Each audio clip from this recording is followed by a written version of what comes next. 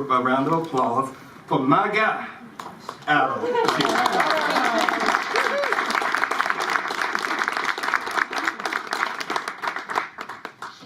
Okay, hi there. All right. Thank you for coming. Just to start off, I wanted to tell you that I've been doing computer graphics for over 40 years now, since the early 1980s, before the invention of the Macintosh. And what I can say is that in the last 18 months has been the biggest change that I've seen in 40 years. So this is the big one that's happening right now. And it's with generative AI. And it is a weird thing. I mean, it's kind of cool. You write words and you get these pictures back, and the pictures are kind of amazing, kind of what you asked for, and kind of weird and creepy. So that's what's going on. And I think our role as artists is to respond to all this stuff that's happening, and all the good and the bad. And there's a lot happening. It's happening so fast I can't even. I can't predict where it's going to go. So what I'm going to show you today is my interest is in combining AI and photography. I started it about 8 years ago, and I'm going to show you 4 series of pictures, and then at the end I have a little short film that I just finished making using Midjourney. So what happened in 2016, I was asking, can you make pictures with AI? And actually, 8 years ago, it was not obvious, and the only people who could make pictures with AI were researchers and scientists, so it was really geeky. And the first thing I did is I went out to find a database of faces so I can draw faces, and what I found was a database from the federal government of people who had been arrested, and I got their mug shots. And these were people who were arrested between the 1930s and the 1980s. And all of their identities had been scrubbed. You don't know what they were arrested for. And the first thing I noticed when I opened this database, it was free, you can just download it, was that half the men in there were black. They were African American. And I was freaked out. I was really stunned. And what I had found was a racially biased database. And at the time, 8 years ago, we really weren't talking about it. But I was so stunned by it that I actually I closed it up and said, I can't work with this. And so I put it away for a year. And I only came back to it about a year later when I said, well, if I'm going to use this, then I got to talk about the racial bias in here. And so what I did here was you take the picture of the profile, and I'm doing a prediction of what the face would look like. And by today's standards, it's kind of quaint. But when I really finished making this in 5 years ago, it really was an indication of some of the things where AI is going to go. So here I reverse the process. You put in a face, and I predict the profile. One of the other thoughts I had about this series while I was making it was like, geez, what if the police start using this? Because they have our passport photos. They have our driver's license. Look what they can do with it. So the implications of this actually got kind of creepy. And really the last implication I thought about was that, this person was arrested one day in 1930, and at some point he lost control of his image, because he didn't say, I give you permission to use my face in an AI database in 2017. But there it is. So here's the next series I did. And I used the same algorithm, and it was aging out, but this one's a little more fun. And what I did was I started collecting photo booth strips of people in photo booths and couples, and I started predicting what they would look like if they were to kiss. Okay, and the reason you can do that is that because there are 4 photos in every strip in a photo booth strip, and that's data. That's information. And so, I was sitting there going, I think I can do something with this. And what I did find was that usually around the 3rd photo, couples start making out. Particularly if they've been drinking. Okay? So, basically I felt like, hey, if I can just find enough kissing strips, I think I can build a really small database and make a prediction. And this is my database had like 100 or 200 photos in it. But again, this was before what's happening now, and it was a real. This one was fun because I felt like I was looking into an alt universe, because you don't know if they kissed or not, right? But we can make a prediction. Okay, so here is another series I did, and you don't have to remember the name. That's the name of the algorithm. Okay, that's the scientific name. And what I found, this algorithm came out, I think the paper was written in about 2018 or something, was that it was making better pictures. And I said, oh, okay, let's see. This one, the pictures are getting better. And so what I did was I took 800 photos of myself and I threw it in to the AI program and said, okay, try to draw one that looks like, a picture of me, one of the 800. And this is what came up. And it's kind of cool. It's not a photograph yet, okay? But it's kind of interesting. It kind of looks like, it's starting to feel like me.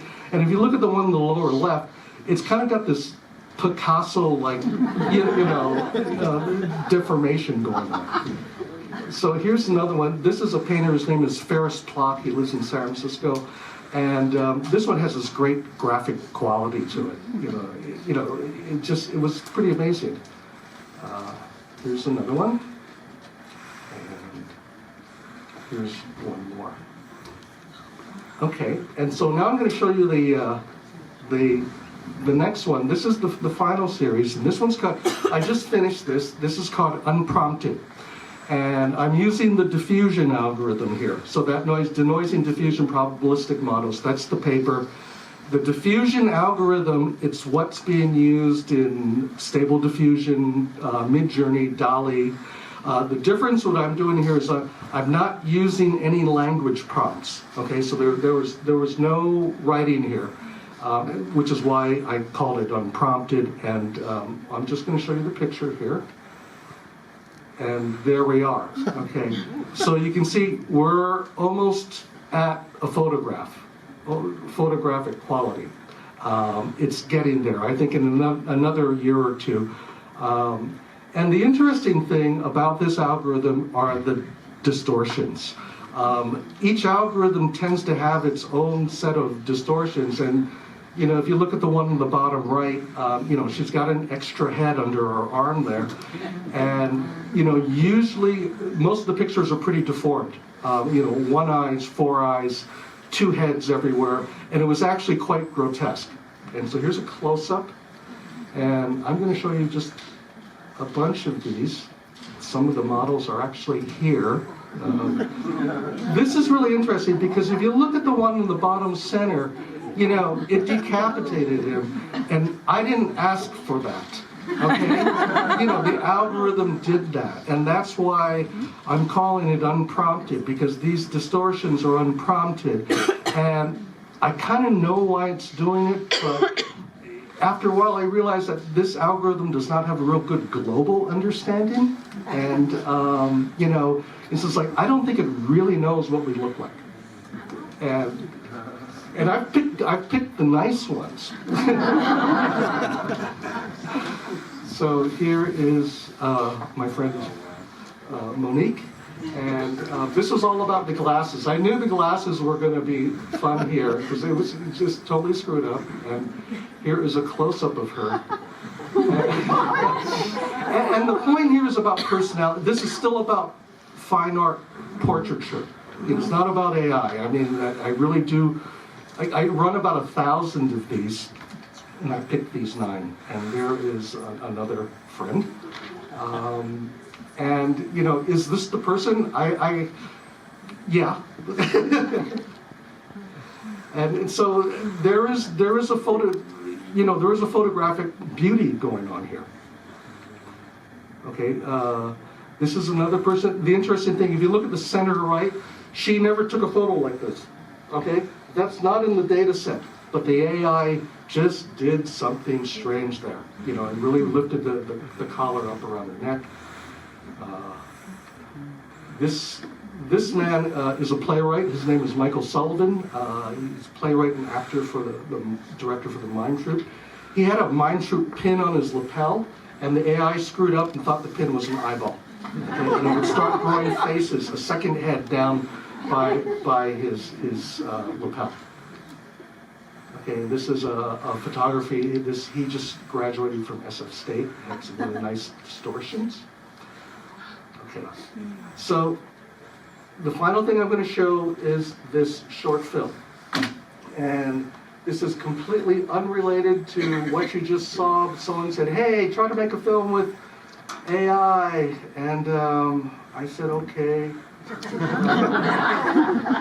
It's hard because the hardest part was finding a story that I had to write about 5 stories to find one that could be told with Midjourney. It's 3 minutes long. That's all I'm going to say. This is it.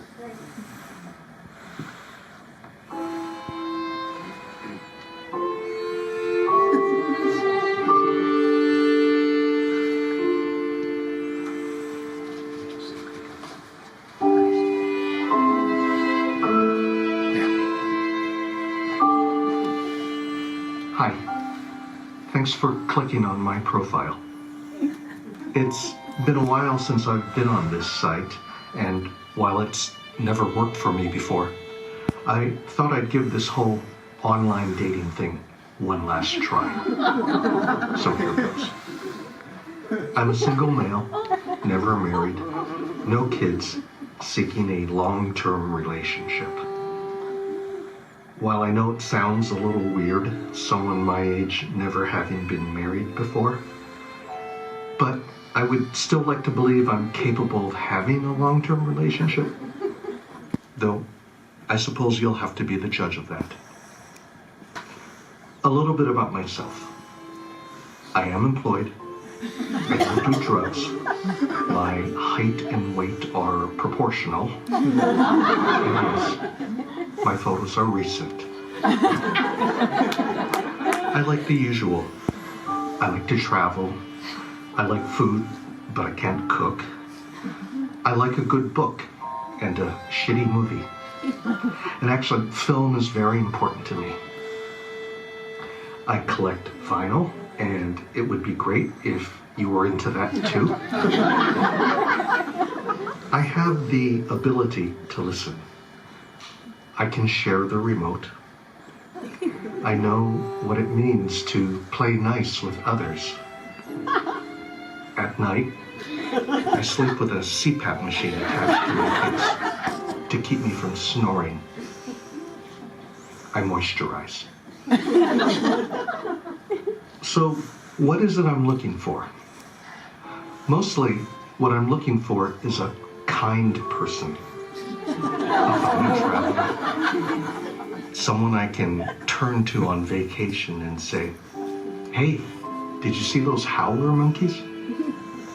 I'm looking for a companion for dinner, or even Netflix and chill. But we really do have to watch the movie first, because, like I said, film is important to me. If you've managed to read this far, thank you. And if any of this sounds interesting, you know what to do. Namaste.